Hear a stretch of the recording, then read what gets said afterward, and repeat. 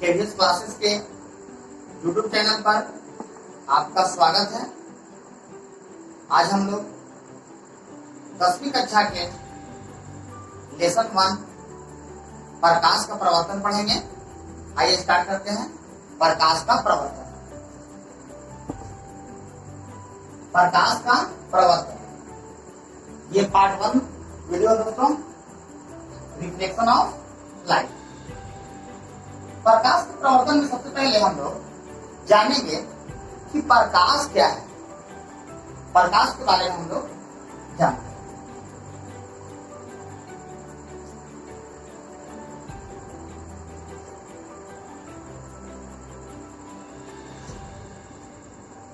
Light,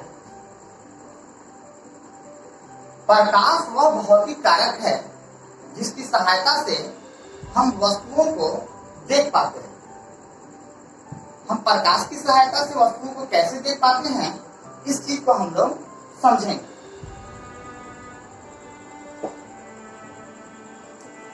एक कमरा है बच्चों, और यहाँ पास दो दोस्त हैं।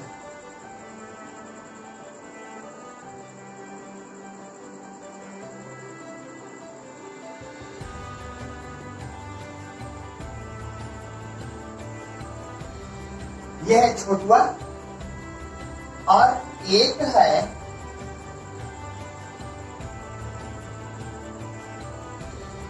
उसका दोस्त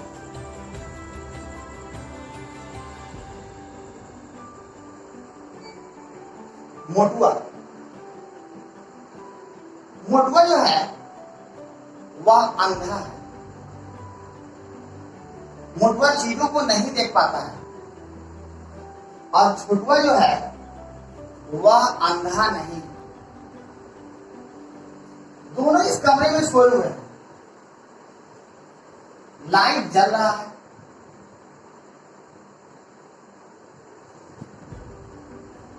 छोटुआ जो है कमरे की सभी वस्तुओं को देख रहा है, लेकिन मोटुआ जो है वह चीजों को नहीं देख पा रहा है।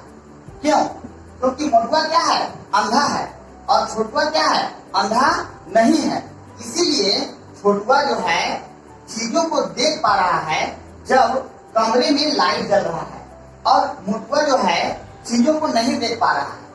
अब होता ही क्या कि लाइट जो है चली जाती है और कमरा जो है बिल्कुल अंधेरा हो जाता है। जब कमरा अंधेरा हो जाता है तो छोटुआ भी जो है चीजों को नहीं देख पाता है, और मोटुआ जो है वह भी चीजों को नहीं देख पाता है। ये तो अंधा है, नहीं देख पा रहा। ये तो अंधा नहीं है, लेकिन चीजों को फिर भी नहीं देख पा रहा। क्यों? क्योंकि लाइट नहीं है, क्योंकि प्रकाश नहीं है। और जब तक प्रकाश नहीं रहेगा तब तक हम चीजों को नहीं देख पाएंगे। हम चीजों को कब देख पाते हैं? जैसे समझिए, जैसे यहां पास जब सवेरे सूरज की किरणें निकलती हैं, पेड़ होते हैं, यहां पास कोई बच्चा होता है या कोई व्यक्ति, तो जब सूरज की किरणें जो हैं इस पर पड़ती हैं, देखिए जब सूरज की किरणें जो हैं वस्तुओं पर पड़ रही, इस पर पेड़ पर पड़ रहा है, और जब सूरज की किरणें इस पेड़ पर पहुंच करके हमारी आंखों तक पहुंचता है, तब हम किसी वस्तुओं को क्या कर पाते हैं? देख पाते हैं। यहां पर देखिए, जब लाइट कट गया तो ना मोटुआ देख पाया और ना छोटुआ देख पाया। क्यों? क्योंकि प्रकाश नहीं था, इस कारण से नहीं देख पाया। तो किसी वस्तुओं को देखने के लिए सिर्फ आंखों की आवश्यकता नहीं है, हमें प्रकाश की आवश्यकता है।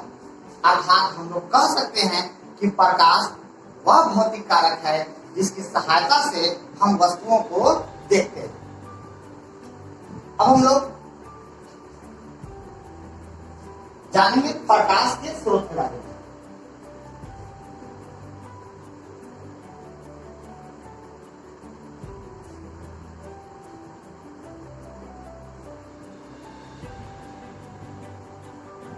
प्रकाश के दो तरह के स्रोत होते हैं। एक होते हैं प्राकृतिक स्रोत, ईश्वर द्वारा जो बना हुआ है, ठीक है। फर्स्ट क्या है?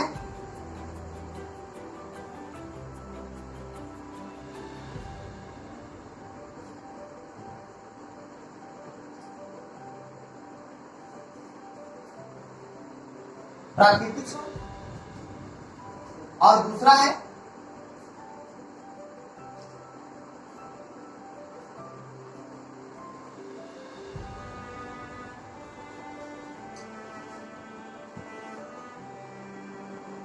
मानव निर्मित स्रोत। प्राकृतिक स्रोत में जो ईश्वर के द्वारा बनाया गया है, तारे, सूरज,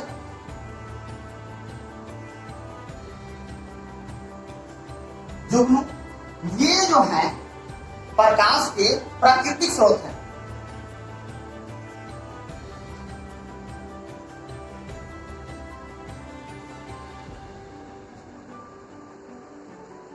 मोमबत्ती,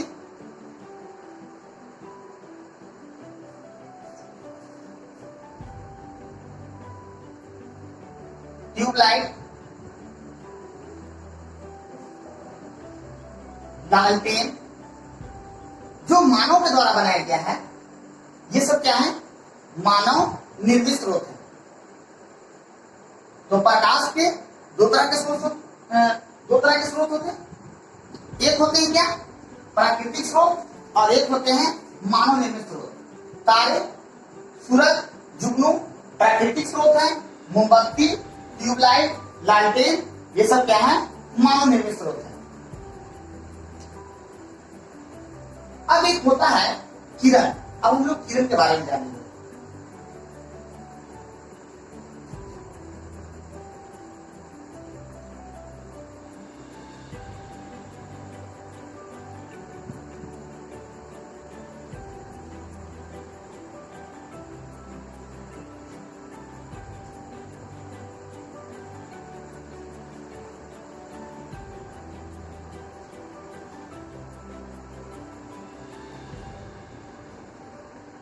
एक बिंदु से प्रकाश एक दिशा में सीधे गमन करती है, किरण कहलाता है। और जो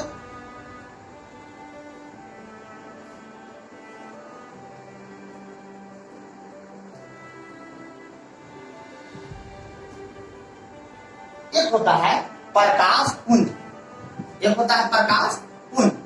पुंज का मतलब होता है समूह, ढेर सारा। तो किरणों के समूह को क्या कहते हैं? प्रकाश पुंज कहते हैं। किरणों के समूह को क्या कहते हैं? प्रकाश पुंज कहते हैं। प्रकाश पुंज तीन प्रकार के होते हैं। प्रकाश पुंज तीन प्रकार के होते हैं।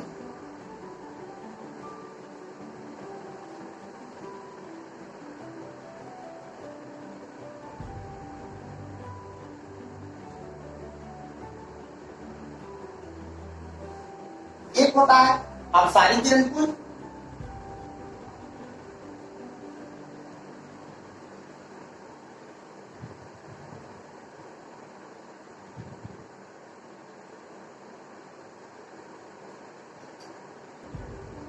समांतर किरण पुंज, और एक होता है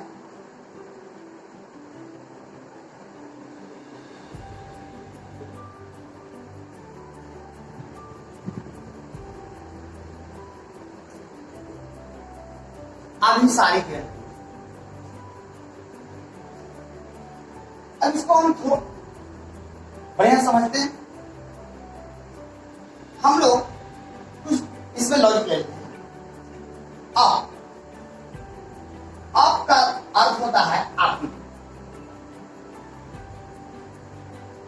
आपी का दीदी, बहुत सारी जगहों पर आपी दीदी को बोला जाता है। अब होता क्या है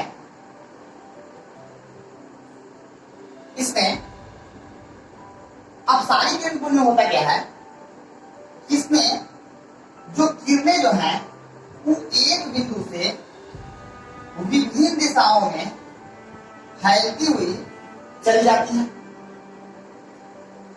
दीदी का क्या होता है, जैसे मान लिए किसी घर में 3 लड़कियां हैं, उसका एक भाई है। होता है कि जब वो बड़ी होती हैं तो अलग अलग जगहों पर उनका शादी हो जाता है, विवाह हो जाता है।